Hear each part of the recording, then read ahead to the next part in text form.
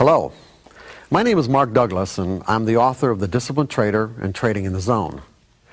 I've been a trading coach since 1982, and over the years, I've worked with some of the industry's biggest hedge fund and money managers, as well as some of the exchange's largest floor traders.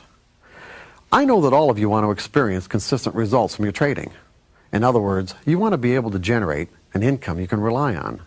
However, one of the major obstacles in trying to accomplish this objective is in the area of trade execution. To produce a consistent income, a trader has to be able to execute their trades without making any errors or mistakes. In other words, trading without hesitation, reservation, or internal conflict. Basically, all of the errors we are susceptible to are a result of a lack of confidence, or more specifically, trading with fear. What most people don't realize is that trading without fear is actually a learned trading skill, a skill that has to be cultivated and is the primary difference that separates the professional from the typical trader. In this series of DVDs, I'm going to provide you with the kind of insight, understanding, and specific mental techniques you'll need to learn to trade without fear, so that, like the professional, you can move in and out of your trades with the kind of confidence and ease that will allow you to take full advantage of your wise trade or any other trading methodology.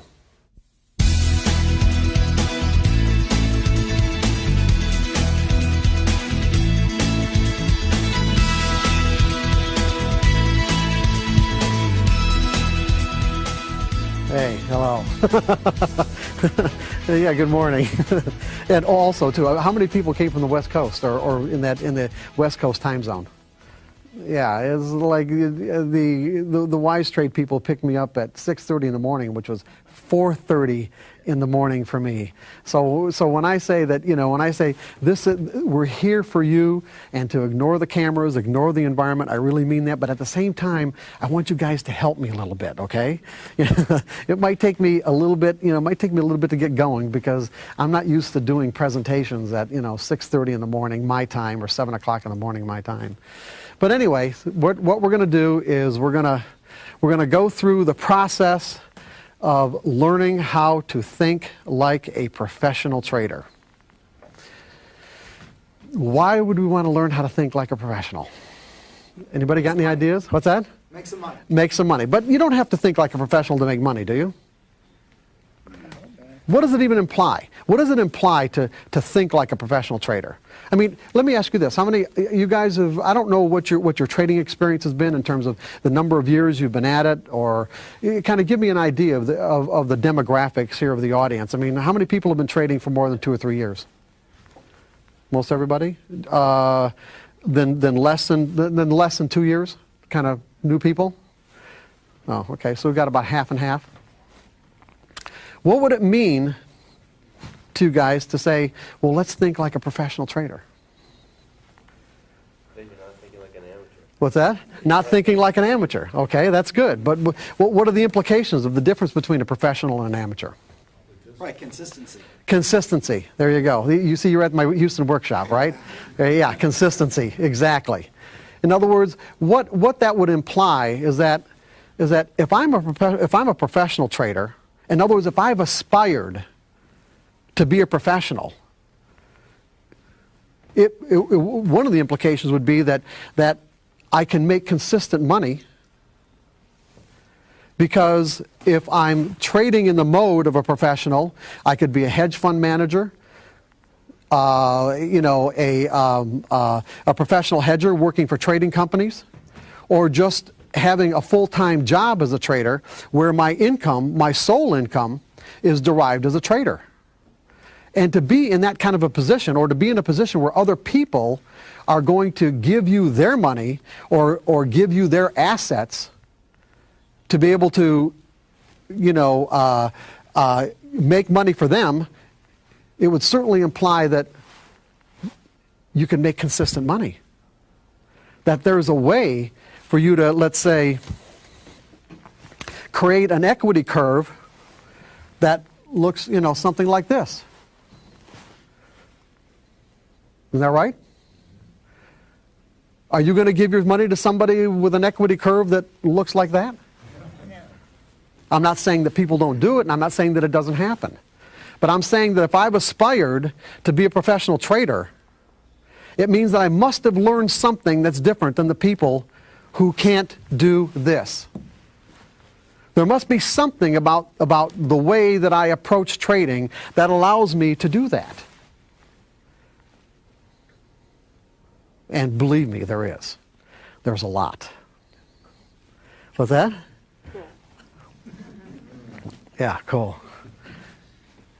Basically, and I don't know how many people in the room have either read Trading in the Zone or The Disciplined Trader? We've got a few people. So probably there's actually most of the people in the group aren't familiar, maybe even with me or my background at all. True or not? Yes or no? See, no, right? Oh, okay. So I'm going to just give you a little bit. And I'll give you more later on, but I started trading back in 1978. And the first trade that I made, was in potato futures at the Chicago Mercantile Exchange, which they don't even trade potato futures anymore. Why pick potato futures? I have no idea. I think that's probably what my broker said I should be trading. Maybe he said that there was an opportunity in potato futures, but anyway, I made money. And of course, just like most people who make money, their first trade or their second trade, it's about as easy as one could imagine, and therefore you think to yourself, oh my God, why didn't I learn about this a long time ago? That sounds kind of familiar, right? In terms of a thought process. And I went from trading potatoes to trading gold to trading silver. And I'd say my trading experience back then was probably typical, even to what it is today with most people, although you have to keep in mind that the technology that we had back then wasn't anything like what you have available to you right now today. It still boggles my mind when I think about the way we had to trade 25 years ago, or almost 30 years ago, compared to what's available right now. I mean, I've always been attracted more to trading commodities than stocks. As a matter of fact, I've never even traded stocks. I've always traded commodities and options. And I've never really had the desire to trade on the floor of the exchange. Although I lived in Chicago for 20 years, it never really appealed to me. I don't know how many people are familiar with the floor or the trading pits, but I just thought it was an extremely harsh environment, and not something that just, like I said, it appealed to me. But the kind of trading platforms that you guys have available to you today really, truly approximate what it would be like to have a seat at the Chicago Board of Trade or Chicago Mercantile Exchange and to trade at that level. You have instantaneous execution. And it's like you can change your mind and not feel humiliated or like, there's something wrong with you. You can put it in order, you can cancel it. Back, before the advent of electronic trading platforms, we used to have to call a broker. Now you think about the time you made a decision to put on a trade, you think about the time that it takes, one, to dial the phone, for someone to pick the phone up, how many times it has to ring, and then he gets on the other end of the line. You got your broker, and then you give your broker your order, and then you've got to deal with the fact that does your broker really approve of your order? In other words, what I mean by approve is that, well, see, I want to buy 3 gold contracts. I say, well, some of my biggest customers, they just went short gold. Now what are you going to do with that information, okay? Or I've got, X number of guys that are on the other side of that trade. I say, well, yeah, if you want to take the other side of their trade, that's fine with me. I'll put the order in. So it's like, so he could put the order in, and then, you've got to wait for a fill. I can't tell you how many times that I put orders in the market where they were limit orders because they didn't want to do a market order because I didn't want to get the slippage of a market order. So you do a limit order, and on a limit order, the market has to trade.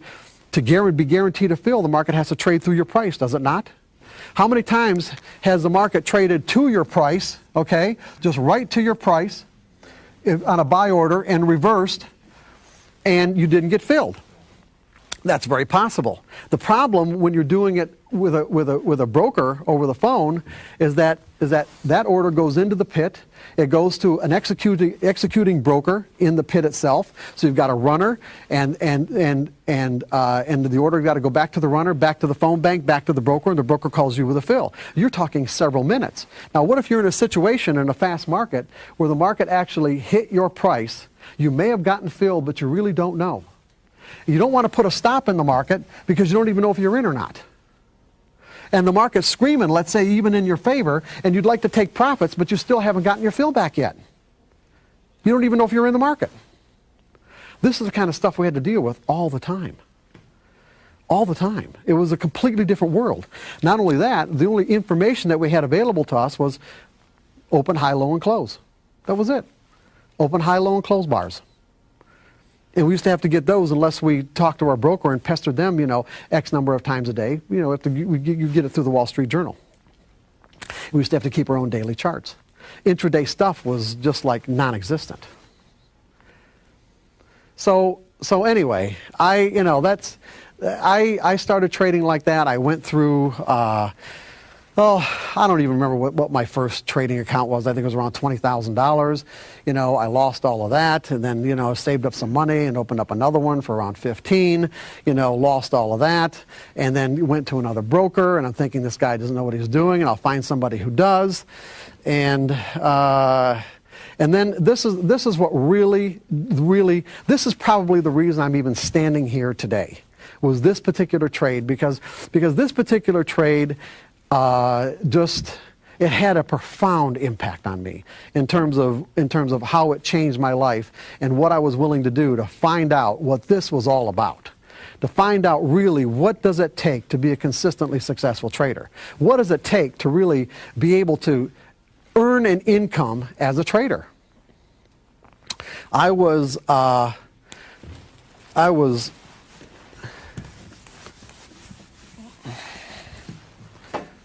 long silver. This would have been back in right around 1980 or 1981. 1980, I think. I was long silver at around $9.75 an ounce. And there's two 5,000 ounce contracts at the COMEX. In other words, I was long 10,000 ounces of silver at $9.75 an ounce.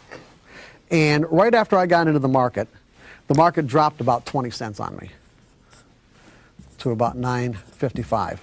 So I was down $2,000. And my broker said, well, okay, here's what we're going to do. Instead of getting out, we'll put you into a spread.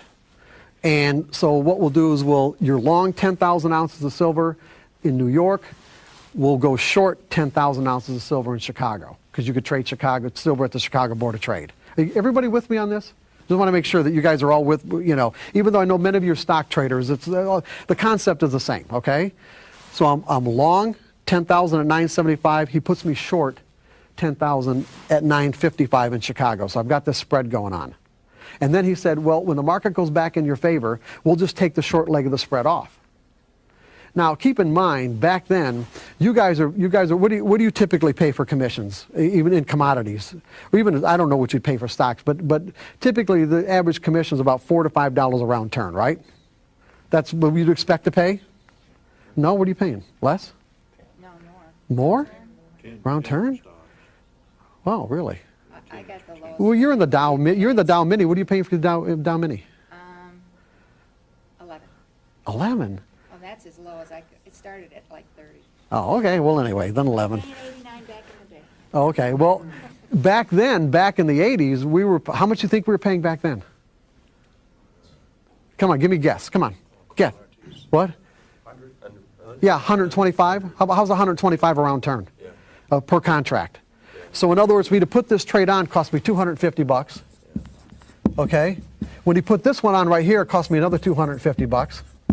And then he said, of course, that when the market goes back into my favor, he'll take the short leg of the spread off, and I should be all right. So that's exactly what the market did. The market went back up to right around the 975 area. He took the short leg of the spread off, and then the market immediately dropped back down another 20 cents and put the short leg of the spread back on again. So that's another $250, okay?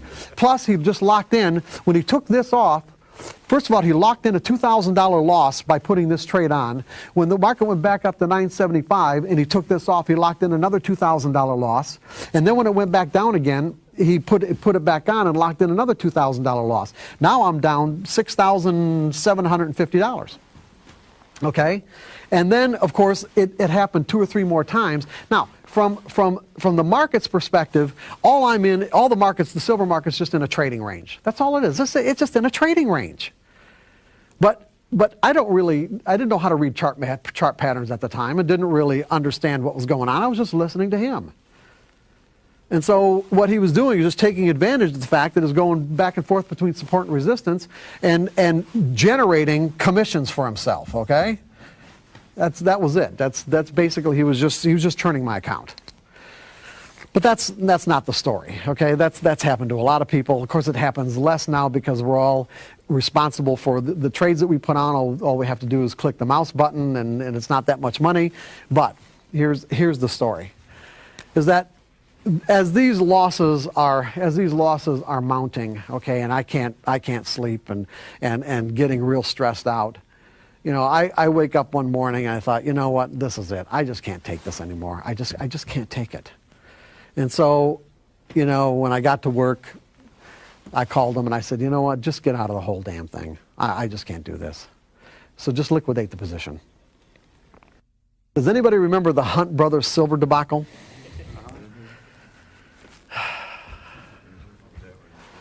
Oh, it didn't. Does anybody, if I say the word limit up, does anybody understand what I mean by that?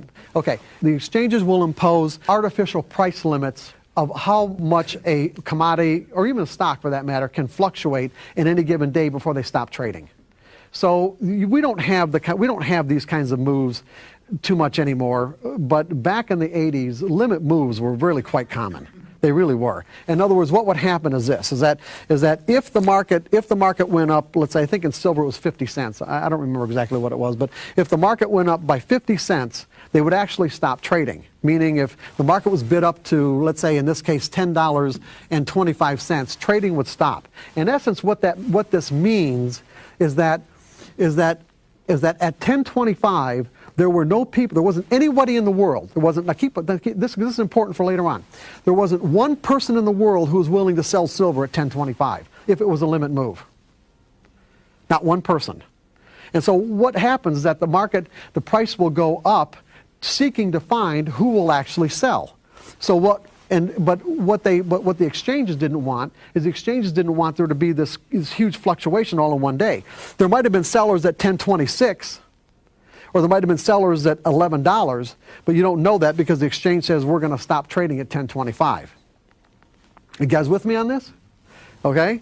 So what happened is that I don't think it happened more than maybe half an hour, 45 minutes after I got out. The market was trading right around $9.75 an ounce, where silver went limit up. And went limit up, was 30 days in a row to $49 an ounce. To $49 an ounce. I was looking now think about this, okay? Now think about being in this kind of a winning trade. Now, when we're in a winning trade, the market almost never goes straight up and it never goes straight down. There are rare occasions, of course, like in this case, when it does. So that when we're in a winning trade, we have to constantly be making decisions about where we're going to take profits and how much heat we can take with the market coming back against our position to say, well, is this a time to take profits? Or am I going to let it come back a little bit further? Am I going to come back a little bit further against me? Because, well, is this normal retracement or is this more significant, okay? Is this a little bit of a profit-taking retracement? Is it more significant? Should I get out now? Do we have more left? Are we going to make new highs? You got to be making all these kinds of decisions. And it's very difficult, as we all know, right? See, in this case, I didn't have to be making any decisions because the market went limit up 30 days in a row. Boom, boom. It was like, go ahead. Were you out or were you still? I was out. I just got out like a half an hour before it happened. So you were just going, oh my God. Oh, yeah. See, the problem is I couldn't even get back in because there wasn't anybody willing to take the other side of the buy orders. On a limit move, you can't get back in. So I sat back and watched in complete agony. I mean intense agony. Did you throw up? I didn't throw up, but you know, it's like maybe I almost did. I don't know. Go ahead. Why didn't you get out? You said you had 5 contracts? No, 2. Two. Just Why 2. don't you just take one off the table, let the other one run for another day? First of all, Jerry, you're assuming that I knew that this was going to happen. No, I'm assuming that getting out all at once takes you out of the play completely. Jerry, have you ever been in a situation where you really lost a ton of money and you just can't deal with it anymore? Yeah. Well, that's where I I've was been in at. a situation where I've been down a lot of money. Okay. I didn't lose because that's on paper. No, well, commodities, no. With stocks, you're right. With stocks, it's technically on paper. When you're in commodities, the money's out of your account. It's gone. It's gone at the end of the day. Okay, it's not. This is not paper money. This is real money. Are you with me on this? Yeah, I'm understanding you. Okay, so I wasn't looking at like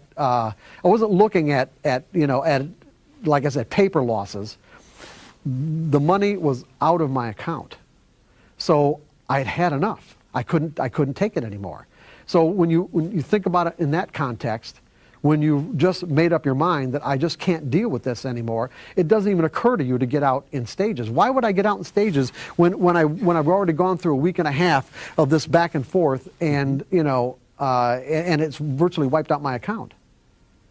Because by then I probably would have had to put more money, even for me to take just one contract off and leave one on, I probably would have had to put more money in the account. And there's wasn't any point in doing that. Are you with me on this? I don't trade commodities. I trade other things, But the concept's the same.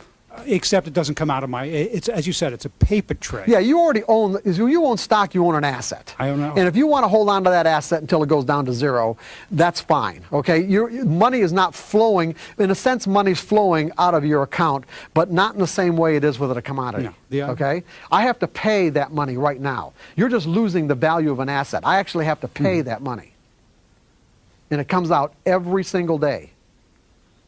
Go ahead. Go ahead and hand the microphone back to that gentleman. Another thing that can be of interest here is, at least from the way I gathered you was talking a while ago, you really weren't controlling this. Your broker was doing this. Correct.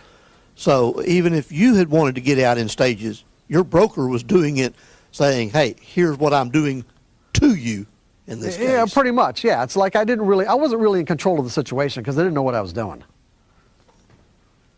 All I know is that I was within, let's say, a half an hour, 45 minutes of a monster trade. A monster trade. Yeah, I got it. And like I said, I sat back and watched in agony as the market went up to $49 an ounce. I'm thinking to myself, I was like that close to $400,000 on just 2 contracts. $400,000. And so, like I said, when I first started telling you this really had a profound impact on me. It really did. And I thought to myself, and at the time, I was managing a commercial casualty insurance agency in the suburbs of Detroit. Not really, I thought that's what I wanted to do. I didn't really know what I wanted to do, but, I aspired to management. I was very successful. And, at the time, even back then in the late 70s, early 80s, was making a 6-figure income, and I was only in my early 30s. So, I really had a lot of things going for me. But, after this experience, I thought to myself, I got to figure out what's going on here. And I certainly wasn't going to be able to do it in Michigan. So I thought, you know what? I'm going to Chicago. And that's what I did. I went to Chicago. I just thought, if I'm going to get into the business, who am I going to get into the business with?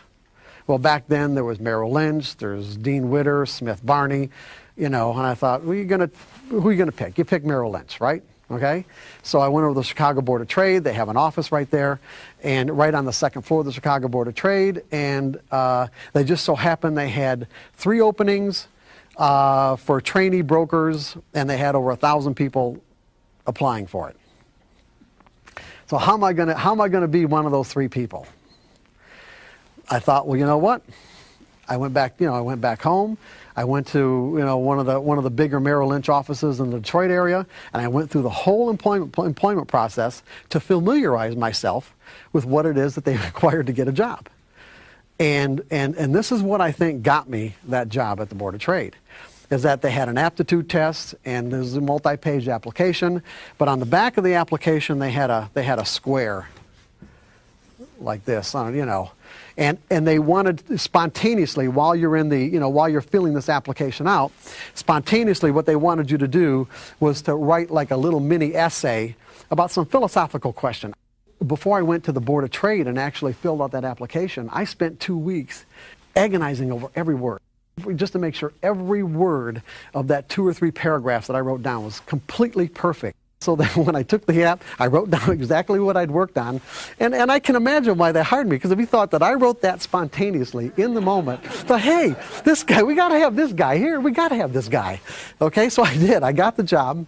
Now, think about this. Now, when I was working for the agency, the casualty agency, commercial casualty insurance, as a matter of fact, I just signed a contract not more than like 3 or 4 months before I actually went to work in Chicago, over a 3-year period for $360,000. And what Merrill Lynch was offering me was $20,000 on a draw.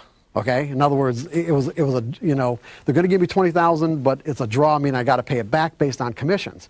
Now, if you can imagine, there wasn't one person in my life, not one person, who thought that I wasn't absolutely stark raving out of my mind to give that up, to go to Chicago to do this. So, you know, it wasn't like I had a lot of support.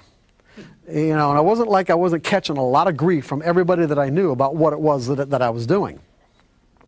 So you can imagine my horror, is a good word for it. I mean, because when I got to Chicago, I'm thinking, why am I even doing this? I'm doing this because I'm going to Chicago because that's where the traders are. That's where the people are who know what they're doing. Correct? And then to get there to find out that that is not the case. That is not the case at all.